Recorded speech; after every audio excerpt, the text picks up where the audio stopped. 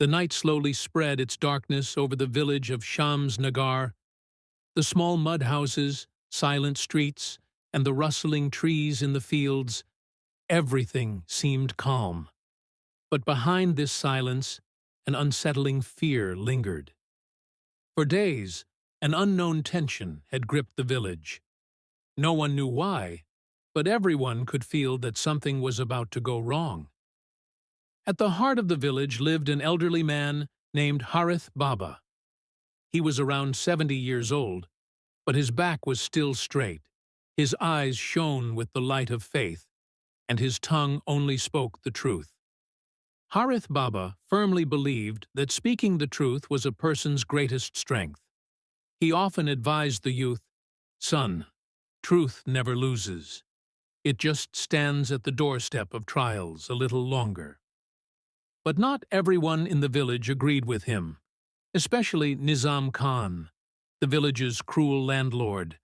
He was a tyrant who had seized the lands of poor villagers. Anyone who dared to speak against him either disappeared or was shamed with false accusations. One day, shocking news spread through the village. Fayyaz, a hard-working farmer, had his land unlawfully taken by Nizam Khan. Fayyaz was a simple man, but when he protested, Nizam Khan accused him of theft. The villagers remained silent. They knew going against Nizam Khan was dangerous. But Harith Baba could not stay quiet. The next day, he stood in the village mosque and declared in a firm voice, "The land that belongs to Fayyaz will remain his. Staying silent in the face of injustice is the same as committing it." A wave of whispers rippled through the crowd.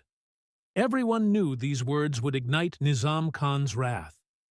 The following morning, a group of Nizam Khan's men gathered outside Harith Baba's house. Their eyes were full of anger, and sticks were clenched tightly in their hands. Soon, Nizam Khan himself arrived. "Harith, aren't you ashamed of speaking against me at this age?" Nizam Khan roared.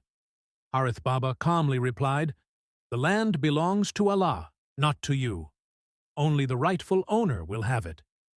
Nizam Khan's face turned red with fury. He warned Harith Baba to apologize by the next morning, or be thrown out of the village. That night, fear and anticipation gripped the villagers.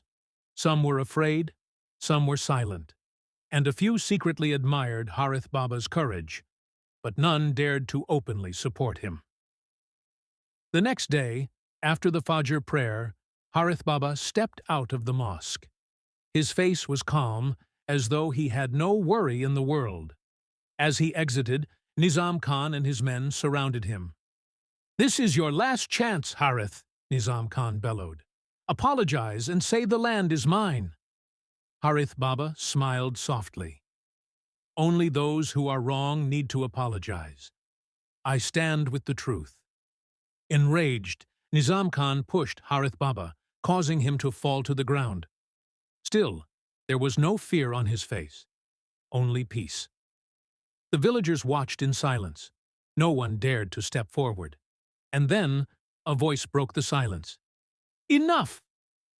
Everyone turned to see Fayyaz, the very farmer whose land was at stake.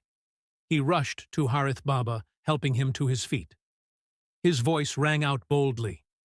"If we abandon Harith Baba today, tomorrow this will happen to all of us." His words were like a spark in dry wood. One by one, the villagers stepped forward. "We stand with Harith Baba. No more injustice." The crowd grew larger, and Nizam Khan's men began to retreat. Seeing the tide turn, Nizam Khan realized his grip on the village was slipping.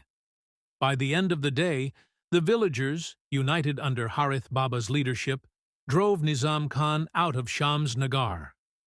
Fayyaz's land was rightfully returned to him. Standing before the gathered crowd, Harith Baba spoke. "A tyrant remains powerful only as long as the oppressed stay silent. Today, you have witnessed the power of truth." From that day on, The people of Shams Nagar no longer saw Harith Baba as just an old man. They called him the guardian of justice. Morale: the price of truth is often high, but those who dare to pay it are the ones remembered in history.